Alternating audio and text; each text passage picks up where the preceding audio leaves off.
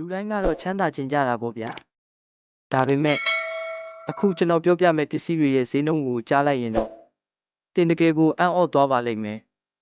ပထမဆုံးတစ်ခုကတော့ history superin လို့ခေါ်တဲ့ရွက်လေကြီးပါဒီရွက်လေကဘာလို့ဒီလောက်တန်ဖိုးကြီးရတာလဲဆိုရင်ရွှေနဲ့ပလက်တီနမ်စစ်တွေကိုကီလိုပေါင်း3သိန်းလောက်သုံးပြီးတိစောက်ထားလို့ပါသူ့ရဲ့တန်ဖိုးကအမေရိကန်ဒေါ်လာ4.8ဘီလီယံမြန်မာငွေနဲ့ဆိုရင်တော့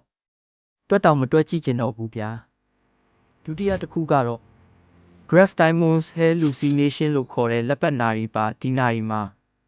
ကမ္ဘာအရှာပါဆုံးရောင်စုံစိန်ပွင့်ပေါင်းများစွာကိုစီချဲထားတာပါသူ့ရဲ့ဈေးနှုန်းကတော့ဒေါ်လာ55တန်းလောက်ရှိပါတယ်လက်ကောက်ဝတ်ပေါ်မှာတိုက်ခန်းပေါင်းများစွာကိုပတ်ထားသလိုမျိုးပေါ့ဗျာနောက်ဆုံးနံပါတ်3ကတော့ပစ္စည်းတော့မဟုတ်ဘူးဗျအန်တီမက်တာလို့ခေါ်တဲ့တက်ဆန့်ကျင်ပစ္စည်းပါသူကတဂရမ်ကိုဒေါ်လာ62ထရီလီယံလောက်တန်ပါတယ်သိပ္ပံပညာရှင်တွေရဲ့အဆိုအရဒါဟာကမ္ဘာပေါ်မှာတင်မကပဲစัจ java ထဲမှာပါတန်ဖိုးအကြီးဆုံးအရာပါပဲကဲတစ်စီမှာသာအဲ့ဒီလောက်ပတ်စံတွေရှိခဲ့ရင်ဘာအရင်ဆုံးဝယ်မလဲ